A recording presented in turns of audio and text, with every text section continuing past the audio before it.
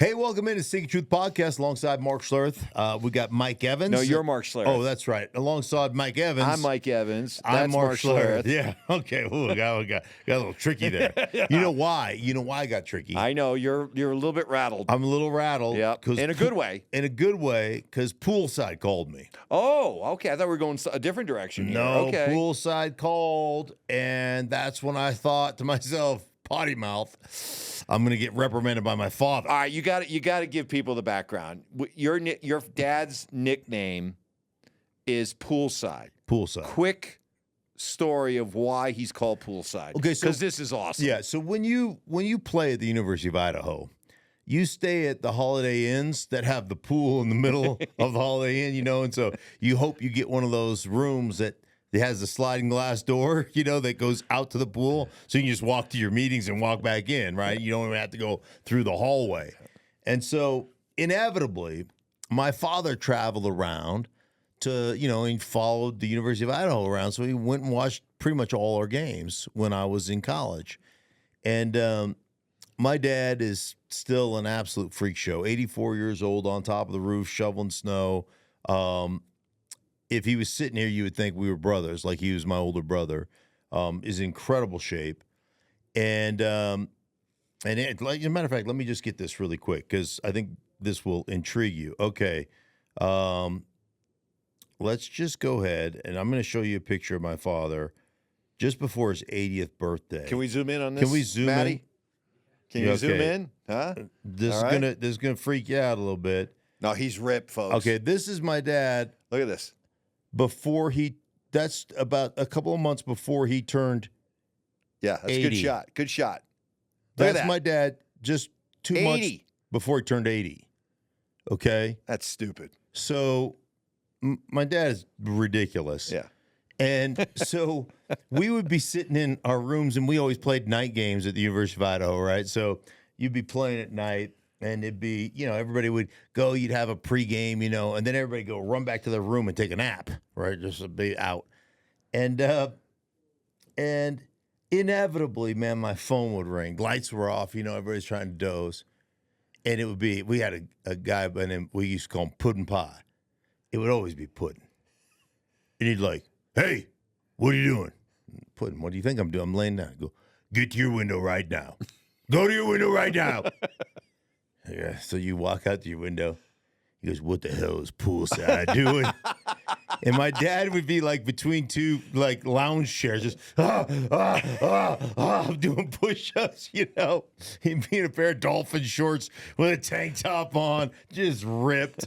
And he's constantly just finding places and things to do, work out. He'd be doing tricep push down. So anyhow, that's how he got the nickname Poolside, because he's always on the side of the pool, doing push-ups. So here's the big question. Your dad's watching this. Hello, Mr. Schlereth. Mm-hmm. Is he aware of his nickname, or is this like? Oh yeah, my dad knows. He knows about he's Poolside. He knows he's Poolside. But anyhow, then I thought to myself, oh man, I better clean up the language a little bit, because Dad was watching. But he actually complimented you. Oh really? Yeah, he said he liked you. Oh, okay. Well, He didn't. thank you. He didn't. I don't know. He didn't really compliment You. Well, he complimented Us. but he said he really liked you. Oh, thank you, Mr. Schlereth. I appreciate that. Yeah, so that's Poolside. Well, I thought you I thought where you were going, your excitement level that led you to be a little, tripped up a little bit at the beginning because you were a little confused, was this news that Tom Brady might be coming back. Oh my gosh, Tom Brady. I called his last regular season game. Yes. Dude. So here's the scene.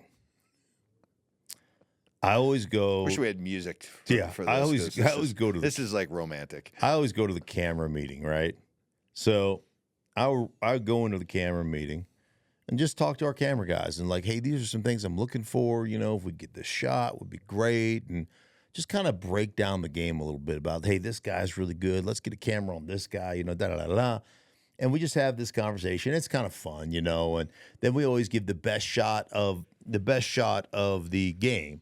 So everybody throws in $20, and the best shot of the game, that cameraman gets the money. So it's kind of cool. It's kind of a fun game, it's camaraderie, it's teamwork. So I leave the camera meeting, and I'm walking down the stadium, and it's like empty. They've got things shut off so people can't come through. And sure enough, they've got this like little waist-high fence for players to walk through, so they're separated, but it's eerily quiet and there's nobody in there. And in comes from the opposite angle, Tom Brady. So Tom and I are going to meet somewhere in the middle of this kind of long hallway. It's but probably surrounded by a waist-high barrier. Waist-high barrier. It's just like a little picket fence, a portable, right, where they just stand it up. Every stadium has it, and so the players can leave the locker room and head down to the field without, there's a separation from the regular, people that are working in the stadium and stuff. So we're going to meet about halfway. Now, I've known Tom since he was a rookie. Not necessarily well, but I've known Tom since he was a rookie. So we walk up side by side and say hello, and he gives me a big hug. And we went like cheek to cheek, just right, like his cheek pressed against my cheek. And instantly I knew the cure for ED because I was like, all right, Captain. I mean, I was just awesome. Like, I know exactly. Like, you got a Brady boner. Right. You don't have to have, like, all the testosterone replacement stuff. No. I got the cure right now. I got the cure. Cheek to cheek with Brady. But it was awesome. Like, he is the world's greatest American. And then the news broke that potentially Tom Brady in a podcast comes out and says, kind of, my phone rings, I'll answer it. You think he was serious? Hell yeah, I think he was serious. Like, what else scratches that itch to compete? And especially when, you got 7 world championships and you're like, I'm kind of bored. If somebody calls, I'd answer it. I keep myself in great shape. I throw all the time. I'm ready to roll. Like, do you think Tom Brady could come out right now of retirement after taking, 2 years off? Or a year off? A year off? You think he couldn't come out of retirement right now and line up and win a starting job and play exceptional football for the Raiders? Mark, his last year was 2022. Mm-hmm. Okay. He played in 17 games, all 17 games. Mm-hmm. He attempted 733 passes, which was a career high for him. Mm-hmm. Completed 67% of his passes for 4,700 yards and 25 touchdowns. Yeah, he could still play. Right? Of course he could still play. He'd be an automatic upgrade at quarterback for 2/3 of the league. Dude, when he comes out, honestly, and says, yeah, if somebody called, would I answer the call? If you were running an NFL franchise, would you not make that call? Well, especially if you're running New England, or you're running with you're in charge of the Raiders, or in charge of New England, or in charge of, you name the team that is still looking for a quarterback right now, would you not make that phone call? Well, also, if you're of the opinion, I think you are, that a lot of these rookie quarterbacks would benefit from a redshirt year, then what better way, because the fans are always going to be clamoring for the young quarterback to play, right? But let's say you take New England, right? They got the number 3 pick. Let's say they take Drake May or J.J. McCarthy. Yeah. And the feeling is that they would benefit from a year of seasoning. Well, the fans are going to want to see the kid play, right? They don't want to see Jacoby Brissett play. They want to see the kid play, right? What if Tom Brady is the quarterback instead? You know how easy it is then to say, hey, we're going to let the youngster sit for a year and he's going to learn behind Tom Brady. Come on. It's like when it's similar, it's not Tom Brady, but when Patrick Mahomes gets drafted in 2017 and sits for the entire year until the last game of the season, because you got Alex Smith, who was 12-4 the year before. Right. Same thing. So you get that opportunity. Oh, there's no Jordan Love behind Aaron Rodgers. Yeah, there is no question the benefit that would be, and then you're learning it from the greatest quarterback of all time. By the way, like I did when Jimmy Garoppolo got traded to the San Francisco 49ers from the New England Patriots. I did one of his first games that he played for the Niners. It was against the Houston Texans. And I said to Jimmy, I said, hey, man, like, just, you're going to get a lot of questions about Tom, but what'd you learn from playing behind Tom? And he said, I remember like it was yesterday. He goes, playing quarterback is not a job, it's a lifestyle. Everything you do revolves around playing that position, from your diet to your sleep regimen to the way you prepare, like everything. It's your lifestyle. So it doesn't end when you walk out of the facility. It's part of what you do and who you are on a day-to-day basis from a preparation standpoint. You telling me that Drake May wouldn't benefit from that Bo Nix wouldn't benefit from that Penix or whoever, I don't care who it is. Anybody wouldn't benefit from learning the game behind Tom Brady. And I'll tell you this, you talk about the guys on that roster. I talked to the Tampa guys, like Mike Evans, and not you, Mike Evans. You're the real Mike Evans, the fake Mike Evans. He's an imposter. Yes, exactly. A guy like him, like Chris Godwin, like they're like, man, the whole process is you think you work hard, you think you're prepared, you think you've done the things the right way, you've gone to Pro Bowls, and then that son of a gun walks in your locker room, and you're like, oh, shoot, I got to pick up my game. Right, like, you wanted to swear right there. Yeah, I did, but I know poolside. Yeah, poolside's pool's in your head. It's like poolside is like the in voice Mark's of God dome. is just going to come down and go, Mark it, or he'd call me Mark Frederick. Yeah, he'll bring in the middle name. When you bring in the middle name, that's bringing in the heavy guns. Oh yeah, yep. That is bad. That's bad situation. All right, so we'll see what happens with Tom. Meanwhile, we know that Aaron Rodgers is going to play. He has reported to the Jets offseason conditioning program, and he's talking about being able to play another 3-4 years. You share that same kind of optimism? Yeah, I do. I do. If that's what he wants to do, there is no question, like Brady, he'll be in shape to do it. And the dude, it's as good as it gets, right? Just off-platform throws, ability to create, his knowledge of the game. When you talk to him, his just overall intelligence, his football acumen, the way he sees the game, it is – I tell you what, it is second to none. I mean, it just, like sitting down and talking to him and having him go through kind of his process and what he's thinking about. The dude is no question, like Brady and like some of the great ones, like Peyton Manning, they are so above like everybody else you talk to from a knowledge standpoint, what they're trying to accomplish, how they go about their business. And then Aaron has not lost the athleticism that he's always had, his ability to scramble, his ability to make, like I said, off-platform throws. The guy's exceptional. And so if he wants to play another 3 years or 2 or 3 years after this, yeah, absolutely. Could I see him doing that? Do I think he could? Yeah, there's no question. And it'll be interesting to see exactly kind of the Jets, because I think you'd have to handicap that situation. Look at all the losses the Buffalo Bills have. There's still that aspect of Miami that you're like, you really think Miami's going to go on the road come playoff time and win, or late season? All right, call your shot. Aaron Rodgers is healthy. All 17 weeks. 17 weeks. Yeah. Give me your AFC East hierarchy.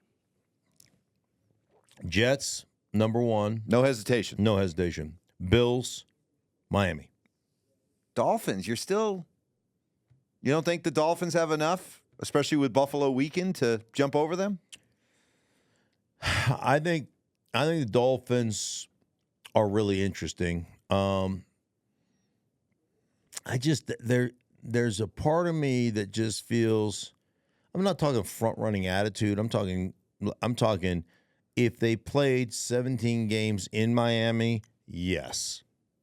So you're going to hold that playoff game against them, and the way they just laid down. Yeah, I just hold that whole, when they have to go on the road in inclement weather, or when they have to do, there's something about playing in Miami that lacks a certain level of toughness to me. Let's talk about your favorite players on a football team. Okay. Wide receivers. Yes. You love talking about wide love receivers. the wideouts. You love I've the always wideouts. loved wideouts. Just good, solid, hard core just football all players. about the team first. Don't care about how many targets or receptions they have or yardage. It's all about what can I do? Show me how I can get this push crack so I can get in there on that safety and really throw the block that springs the running back for a big play. Like that's what I'm They're all about. about team. Yeah. Team. No I in team. Let's start with CD Lamb. Not showing up for the start of Cowboys' voluntary off-season conditioning program. We know he's going into the last year of a contract. We talked about this on the podcast about how the Cowboys seem to be. Jerry Jones seems prepared to just kind of go in with everybody's on a 1-year tryout type contract situation. It's really the only leverage that a player has, right? Correct. When you don't have a contract, is to say, I'm going to stay away from your off-season conditioning program. Your voluntary camp. I'm angry. I'm not showing up. Yeah, you know what? That's 100%. That's all you have. That's all you can hang your hat on. Do I think that CeeDee Lamb's going to get paid? Yeah, I do. But at the same time, it just goes to show you that guys are disgruntled. And everybody always thought you want gruntled players. You don't want disgruntled.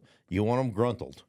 And he is not gruntled, that's for sure. He's disappointed, upset about the situation, about not getting a contract, and that's really all you can do, Mike. So it'll be interesting to see exactly what the Cowboys do going forward, how they operate, because they've got several players that ultimately you need to figure out, and here they are. This is one of them. Micah Parsons, another one of them. Dak Prescott, another one of them. Eventually, all that stuff will wear you. It just wears on your football team. And the other bad part about that is the precedent you said. If you don't take care of the guys that are homegrown, that have done it the right way and become Pro Bowl players, then the rest of the team looks at it like, well, if you're not going to take care of the guys who have done all that, then what are the odds you're going to take care of me? Like they're in a real interesting situation as an organization about how they get through this and what kind of message they send not only to their fan base, but to their players inside the locker room, more importantly. So another receiver, Brandon Aiyuk of the 49ers. So there were reports over the weekend that he had requested a trade. His agent came out and said, you need better sources. He hasn't. But, hey, at this point, we know he's disgruntled because he stopped following the team on social media. Ooh. Whenever a player stops following you on social media, they mean business. Now you know I'm mad. Now you know how you know I'm mad? That's the new way of doing it right. now. Yeah. I'll show you. I'll stop following you on social media. Brandon Aiyuk is an interesting story because he was a late first-rounder out of Arizona State, and early in his career, inconsistent play. And, there were times where Kyle Shanahan would, not play him or bench him or whatever, who's developed into a really, really good wide receiver. But the conundrum, I think, for NFL teams is how much you pay that guy. Because, do you make that guy one of the highest paid wide receivers in football? Or do you look at the scheme and the system with which you play and the fact that, you set up play action and you set up the run game and you set up the passing game through the run game, and that, you have benefited as a wide receiver from the system with which we run? At what point do you look at that and say, okay, we really love you. We really love you. But dude, we're not gonna make you one of the top tier, top 5, top 10 paid wide receivers. Our system puts you guys in positions to win more often than not. So I think there's a real, if you're the 49ers, I understand Aiyuk wanting to get paid, but if you're the 49ers, are you saying, dude, this guy is the guy that actually creates offense, or we create the offense for this guy? Can't argue with the numbers. He's coming off a season, 75 catches, 1,300 yards, almost 18 yards per reception and 7 touchdowns. So, but you're the Shanahan system. Brock Purdy has ascended as an MVP. It goes back to the conversation we've had before, is that once you have found your quarterback and you've identified and paid him as your franchise quarterback, do you now put the onus on that quarterback to make other receivers better? Right. And now you don't have to overinvest in receivers anymore.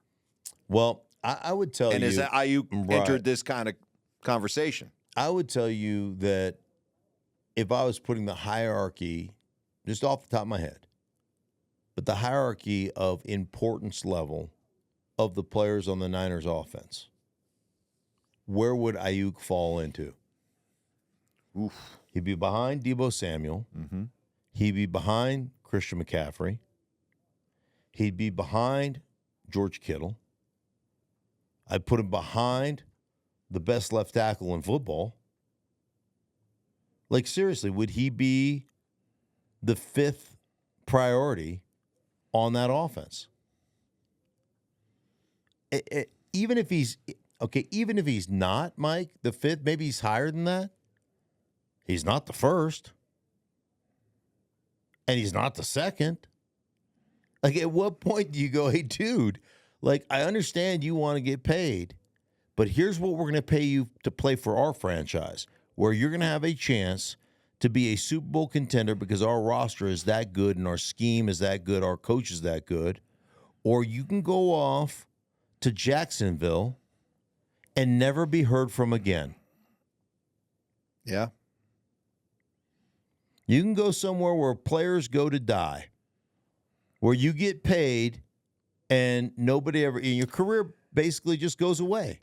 Well, sorry, Jacksonville. I didn't mean to. I mean, that's just been the history. Right. That's been the history. But, okay, the flip side of that is a team that seems to be willing to pay their receivers. So just before we started recording this, the Eagles and Devontae Smith have agreed on a 4-year, $90 million extension with what? I read $51 million guaranteed. Okay. And they're already paying A.J. Brown. So here's a team that's willing to invest in receivers. Does that say something about Jaylen Herz? Do we read anything into that? If the idea is that the franchise quarterback that you're paying to be the franchise quarterback, what does it say that you're paying Jaylen Herz, but you're still paying receivers? Well, I mean, on the surface, it would say our quarterback can't elevate receivers. Our passing game isn't such that our quarterback can take, a guy and make him a great player. He needs great players around him. And it'll be interesting. I think they've done a good job in regards to understanding that Jason Kelce was going to retire. Several years ago, they drafted I think the guy's Cam Jurgens. He's a really good player, played guard for them.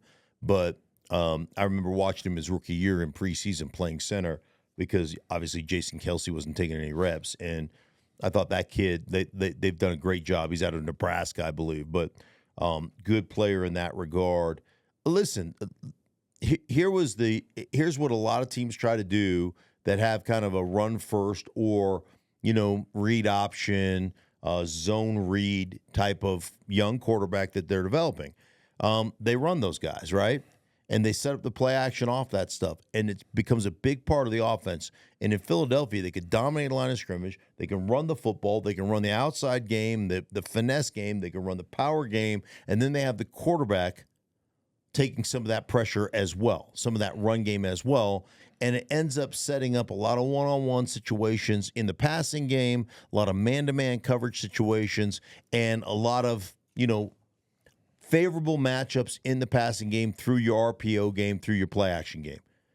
And then you start to realize, dude, we can't put our quarterback in this much harm's way this much. So let's kind of ease back some of that run. Let's kind of ease back some of that offense because in the following year, the subsequent year after the Super Bowl run, he should be able to handle more.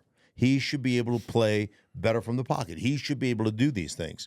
And last year, I thought their offense struggled to some degree because of that. Plus, you lost Shane Steichen, your offensive coordinator, and I think it was Brian Johnson that took over as the offensive coordinator. So I think there's some of that stuff. a mixture of first-time play caller, guy that, there was a lot of different things. It's not just all on Jaylen. But is Devontae Smith, a really good player? Yeah, he really is a good player. But, boy, I tell you what, you're tying up what? A.J. Brown is a $100 million receiver right now. Now you got another $100 million receiver in your receiving core.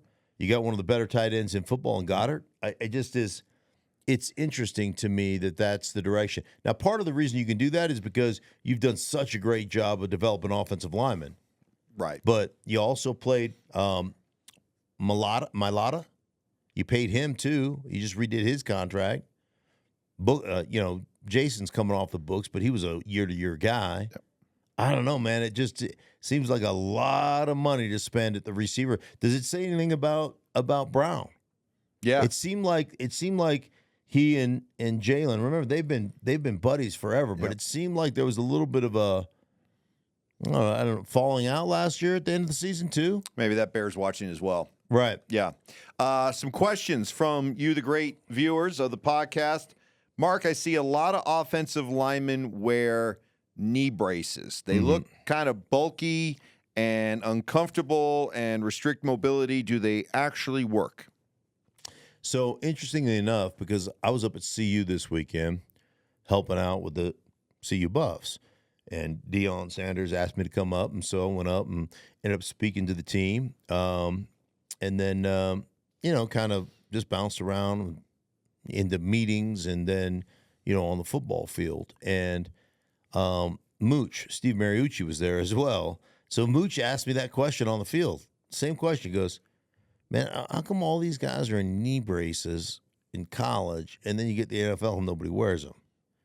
And interestingly enough, so they do it in college for college offensive linemen. So if guys fall on your legs, they work. If somebody falls on your leg from, it takes away that heavy impact right off the bat. So it probably helps eliminate maybe a MCL or a LCL sprain. It helps that type of stuff. ACLs are usually non-weight bearing, change of direction injuries. That's how ACLs happen. So I don't really think it helps affect the ACL injuries and whatnot. You constantly see guys pulling up their knee braces and doing all that stuff. I think probably there's part of it also that that the more skilled guys make it to the NFL. You got to have great feet. You got to have great hands. And so I think there's probably less people falling on your legs in the NFL than maybe in college. And they're just trying to keep these kids healthy. That's just part of, the deal. But the knee braces are a pain in the ass because they don't ever stay up. You calf cramps up. There's a lot of little idiosyncrasies. Now, I play with knee braces on because my knees were so crappy. And they more than anything, it just made me feel stable. It was more of a security blanket than anything else. But plus, you weren't athletic at that point anymore anyway, so it's not like you had any athleticism to cut down on. You dick. What a dick. Seriously. What do you mean I wasn't athletic? At the end? Come on. Your last few years, thank God you were playing guard. You were in a phone booth. You had Gary Zimmerman to your left and Tom Nalen to your right. 2 erasers. Can you imagine the athleticism I had to have to be able to still play at a high level after 20 knee surgeries? Incredible. Should be a 30 for 30 story. Right? How has NFL Films, ESPN, they have completely dropped the ball on this. I know. Folks, you're sitting on a gold mine right here. Right. What a story. Right. What do they always do? A football life. Right. And they not do a football life. And trust me, folks, when I tell you, he will not have any hesitancy to talk about himself. Dude, I'm my favorite subject. You are your favorite subject. I am my favorite subject. How you guys have not done an NFL football life on me. You know what it is? You know it's a travesty. Yeah. It is an absolute negligence is what it is. So you've been negligent in covering the league properly. Yes. You should be ashamed of yourself. NFL films, you're on my list.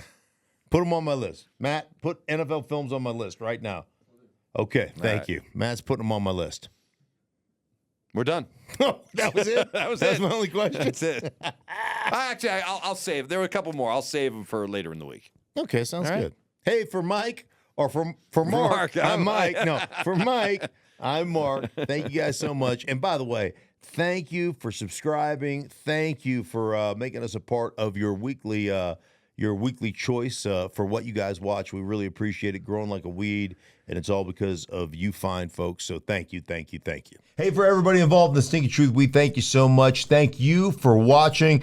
If you enjoyed the video, please make sure you don't forget to give us a thumbs up. Subscribe to our channel for more content just like this. If you want to see more of our videos, you can also be sure to check out our playlist. Let us know exactly what you think in the comments below. We appreciate you guys so much for being a part of that. Don't forget to follow us on social media to stay up to date on our latest updates. Links are in the description. Thanks again for watching, and we'll see you in the next video.